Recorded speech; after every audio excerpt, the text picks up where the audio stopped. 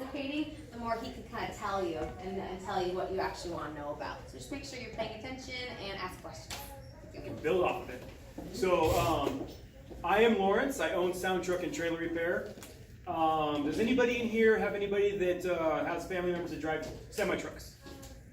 Cool. I know you mentioned that you want to possibly drive, some equipment around for the Army. Yeah, well, actually my papa drives a semi-truck. From where? I can't remember, but he can take it to my nana's house. That's where he lives. Okay. And his name's Stephen Brandy. Okay, I don't think I've met him before, but yeah. So you mentioned that you have somebody that drives truck. Yeah, my dad works on What company is it? It's called KAY. KAY. I think I've helped him out actually. Is he local? Okay, I probably helped him out before. So has anybody seen that logo that's in front of you? No. You've seen it? Where have you seen it at? I've seen it just driving down the street. I saw it one time. I don't remember where. Probably, well, we have 2 billboards on 167. You ever drive up and down 167? Yeah. So that's probably where you've seen it. So so it's really cool if you guys actually have seen it. One of the things that we want to do is have brand awareness. And if we're reaching out to some of the younger guys and gals, that's something that is really, really cool because you guys typically are on your tablets or something like that. If you're in cars or something like that, you're not really watching what's going on around you. So it's really cool that you've actually seen it. Did you say that you had a truck driver family member? Yeah. No, nobody else. Okay. So does anybody know what a diesel mechanic is? What was your name? Cameron. Okay, Cameron. What is it? Someone who works on semi-trucks or trucks that run on diesel. That's right. That's exactly right. So as Cameron said, that it's someone that works on a semi truck or anything with really a diesel motor. So what we do, we go out to different job sites, different breakdown locations on site of 167, 512, and we help out customers that have broke down trucks. So if they're delivering food to Walmart or Target or something like that, they need to be able to get there. So you guys, have to buy your clothes and your water and food and stuff like that from the grocery stores. Well, trucks are the way that gets from point A to point B. So we want to make sure that we are doing what we need to be doing to keep those trucks on the road and make sure that they are able to make it to the store so you guys can buy what they need to buy. So, and everybody in here looks really nice today. You guys look fantastic. So a little bit more elaboration on a diesel mechanic. We can do anything from motor work to transmission work to replacing tires and wheels on the side of the on the vehicles.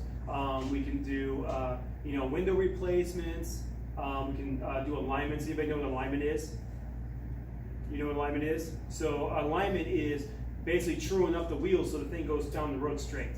So that way you're not trying to always correct it as you're going down the road. Does anybody in here know what they want to do? For a living or a career, or I know we talked about that a little bit. Cameron wants to possibly help his uncle out and also go into the Army and drive some of the equipment around, which would be a really, really fun job. Yeah, mostly RCXs and drums. Right. So what do you want to do? I'll probably go into mechanics or engineering. Okay, mechanics or engineering. So basically what we do. Is there a specific mechanical background you want to do? Does your family have any mechanics in your family? Yeah.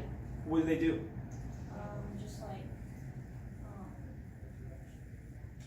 any kind of car. Okay, just basically just general automotive stuff? Yeah. Okay. So we do that also. We don't do as much as that as your family probably does, but we do, we can help out, anybody in here with any problem they might have with, vehicles or customization and stuff like that. You raised your hand. What was your name? Alexis. Alexis? Did you know something that you wanted to do? Yeah, I want to be a judge. You have to be a lawyer first. You want to be a judge? Okay, well that's a great career. Make a lot of money doing that. So you got to stay focused and keep your grades up, obviously, to be able to accomplish that. So so did you? I think I seen you raise your hand also. What did you want to do? A photographer? So more arts and stuff like that? Cool. Does anybody in your family have any background with that? No, it's just something that you just really, are passionate about? So yeah, so that's, there's a lot of great schools for that also. So is anybody, planning on going to college? Everybody? Almost everybody?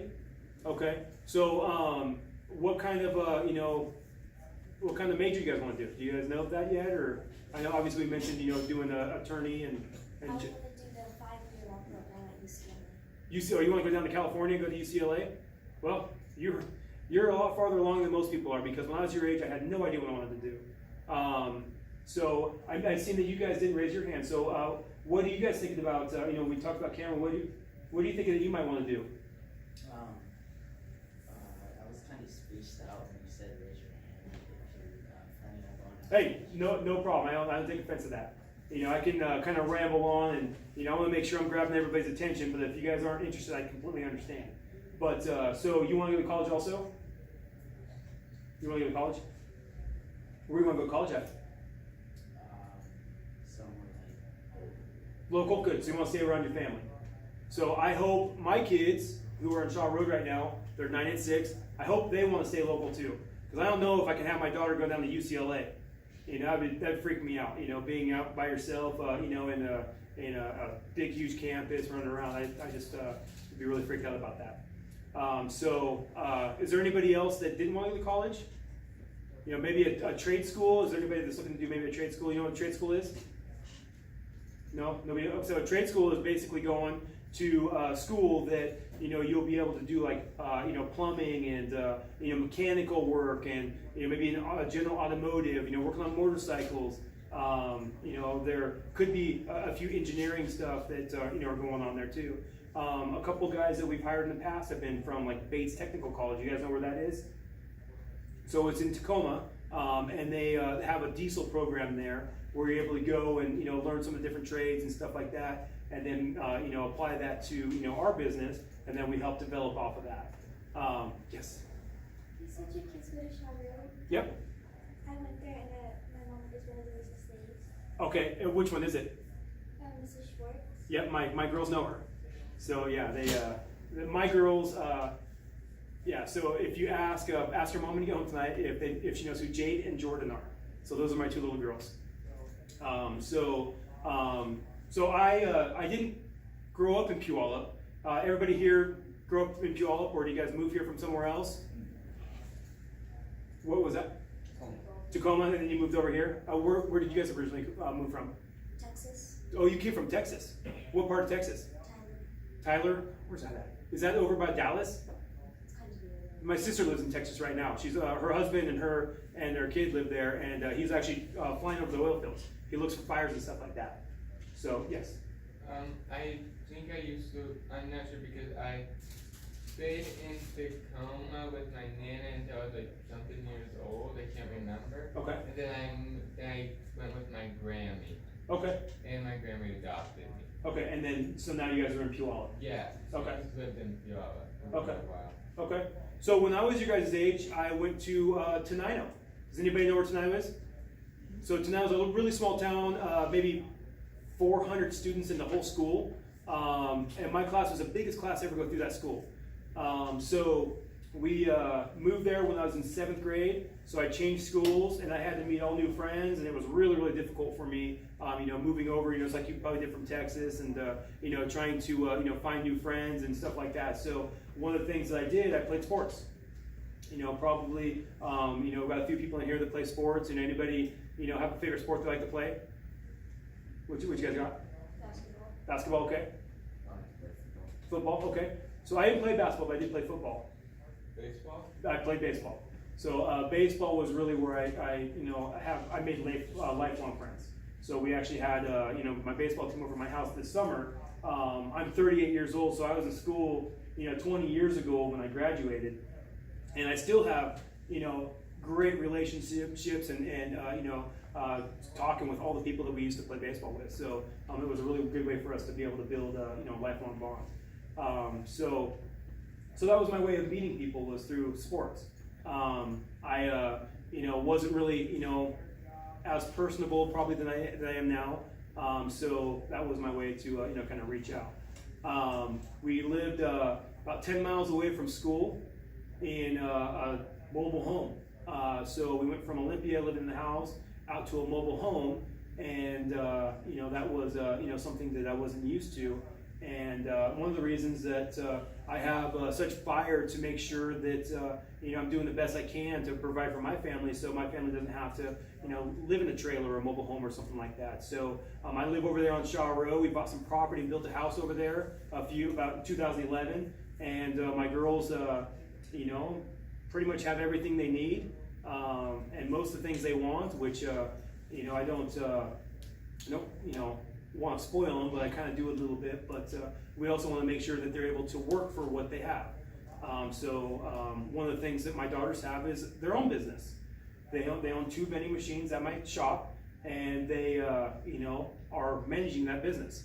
They resupply it. They go out to Costco and Target and buy more candy bars and soda and stuff like that for it. And they're learning how to manage their money properly and being able to build off of that. So it's something that is really important for me to be able to teach my kids, because I never had any of that. I didn't have anybody coach me how to properly spend my money. So when I turned 18, 19 years old, all these credit card companies wanted to give me all kinds of credit cards and stuff. I didn't know the consequences of spending money on credit cards. When I got my first credit card, I had like a $2,000 limit, and I maxed out. I had a car that I wanted to put all kinds of cool customization on, so I went out there, spent a bunch of money on that, and then I ended up paying that for like probably 2 or 3 years after I spent that money, and it took a long time. You end up spending $2,000 on a credit card, ends up turning into $5,000. When you're paying interest and over the time of the the loan. So it's credit cards can really kind of get you in a jam. So I'm trying to make sure that my daughters don't make some of the mistakes that I did as I was kind of learning, as I was going through my financial responsibilities. But after that, I bought my first house at 24.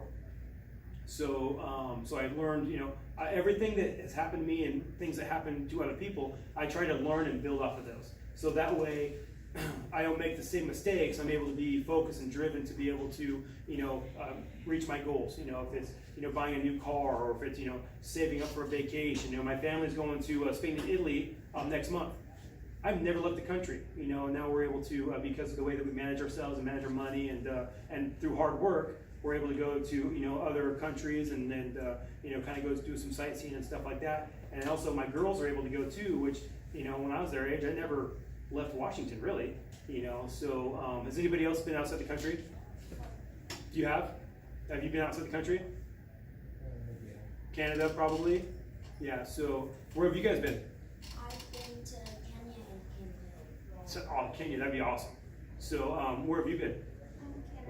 Canada. Canada, okay. And you said you've been somewhere? Oh no, I thought you said out of the state. Okay. Yeah, so we've been out of state too. We've been to California. My girl's been to Hawaii probably 4 or 5 times. New York, we went there last summer. We go to Disneyland every April. So through some hard work and dedication, we're able to do some cool trips now. Yes. I went to Texas and Kansas. Went to Kansas during the summer before my dad passed away. Okay. He actually wasn't that old. He wasn't? No, he was actually still pretty young. Oh, that's unfortunate. Sorry to hear that, Cameron. Yeah, well, it's probably because of what happened, because he slipped when he was fishing in a river. So yeah, I think his toes got but 1 foot and this leg cut off to right here. Oh, jeez. Yeah, and he had like a bumper here that's supposed to go on the inside. Yeah. Oh, that's terrible. I'm sorry to hear that. So I'm leaving, the country the first time in my life. I just got my passport, and I'm not sure if Mrs. Rambo's been outside the country. I was able to when I was 16, actually. 16? Only time I've ever been, I was able to go to, was on a high school AP trip, and I was able to go to London, Paris, Florence, Italy. It was Cool. great. It was for 2 weeks, and I haven't been back since. Pretty amazing experience, though. Life changing. Yeah. Can't wait to go back. Yeah. So that's the same way we are. Is that I am someone that likes to be at home. I'm a homebody. I either my focuses are work and home. Obviously home's where my family is. So I'm trying to give experiences like you guys have being outside the country or state, or in Paris. Those kind of things are important for me to be able to give to my children, for them to have some different life experiences that I haven't had. Does anybody have any questions about, you know, anything I've said so far? Any, you know, anything about the business? What is the salary? The salary, okay, that's a great question.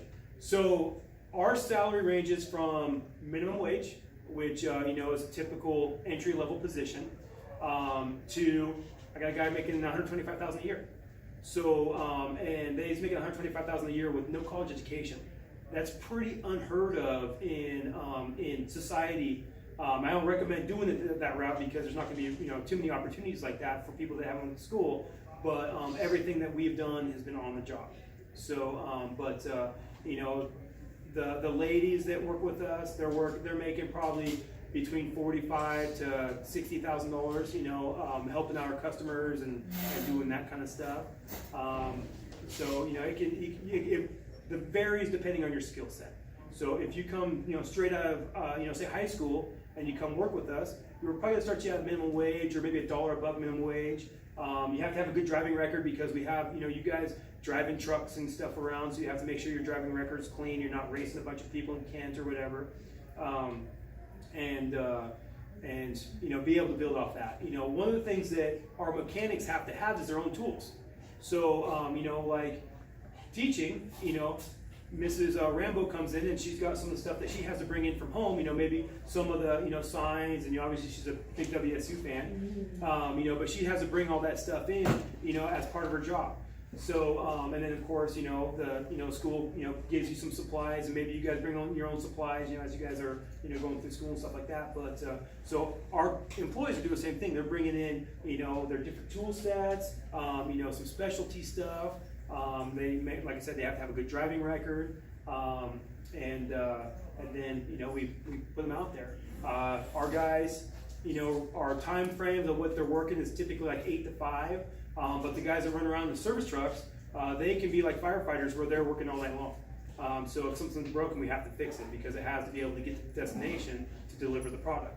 So so there's some challenges to that. Obviously get a little tired sometimes. We never want to push our team to the point where they're super tired, so we'll end up having somebody else fill in if they feel like they can't do it or whatever. But yeah, so they can range anywhere from $30,000-$40,000 a year up to $125,000 a year or even more. So as we develop our team, everybody makes more money every single year because if they're doing a good job, they're going to get rewarded for it, and that's making more money. They get benefits. Does anybody know what benefits are? What are benefits? Like health benefits. Yep, exactly. So all of our team, after 90 days of employment, get free healthcare. So they come through and they get 90 days. They get their healthcare and dental, and then at a 1 year mark, they actually get paid vacation time and holidays. So like 4th of July, they get paid. Christmas, they get paid. Thanksgiving, they get paid. They get 6 paid holidays that you guys obviously get off too, but they also are able to have off. And one guy might be on call, which is our firefighter style guy, and he makes triple time. So so on his holiday that he's on, a lot of guys like working on the holidays because they could be making $75 to $100 an hour, by going out and taking care of a customer that needs to be fixed at that time. We give up to 4 weeks vacation time. If you've been with us 10 years, you'll have 4 weeks of vacation. It's a whole month that you can basically go and do what you want to do. As they grow, they become managers. I got I got one general manager, one operations manager. They've been with us, quite a while. Both them started, at the bottom and worked their way up. So, and they're making, really, really good money now too. So, one's actually going to be buying a house here pretty quick. So he's next month or two, he's gonna be buying his own house. So pretty exciting to be able to see something that you started build up to where your employees and stuff like that are able to go out and buy nice things and take care of their family and be able to provide the way that they should be able to provide for their family. But it's through hard work. Does anybody have any other questions? Yes. What is your position? I actually own the company. So I started in 2008. We opened the business. My wife and I discussed it, and when we're going out, we don't have any customers or anything, so it was a really, really risky move. Most businesses fail within the first 5 years.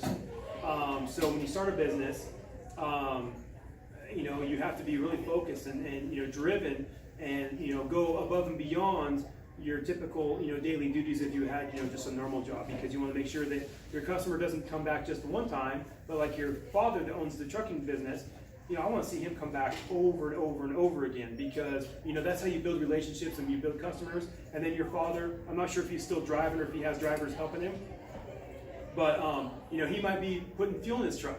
And if he's putting fuel in his truck, he's at the fuel station and there might be another truck driver there. And then, you know, he's like, well, who works on your stuff? Or maybe he sees, you know, our company logo on his mud flaps. And you're like, oh, does Sound Truck work on your stuff? It's like, yeah, you know, well, how are those? I see those guys everywhere, but, you know, how are they? Really good. You know, they want to make sure that they, you know, take care of you and make sure that you're able to, you know, continue on and do what you need to do so you can make your money and make your deliveries.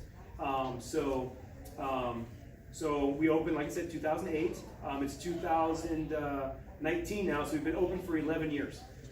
So we made it past that 5-year mark, and then we made it past the 10-year mark. And right now we're actually looking to buy a piece of land and build our shop on it.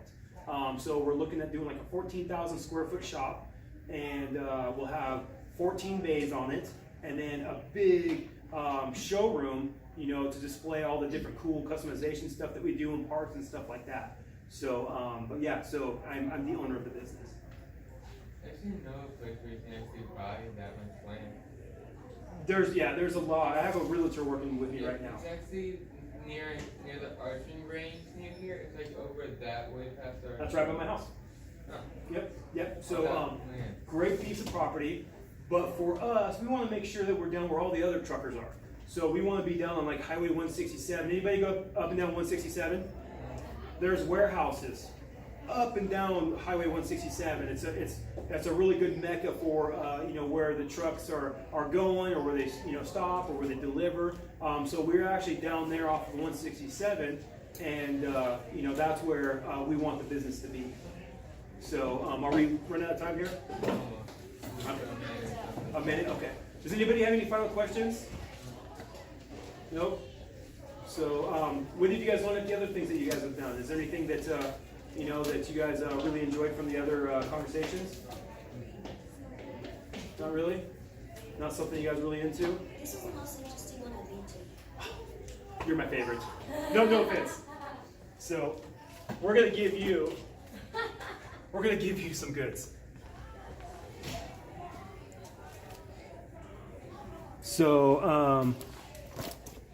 I probably shouldn't say favorites, huh? I wish I would have brought. I don't have a shirt probably small enough for you.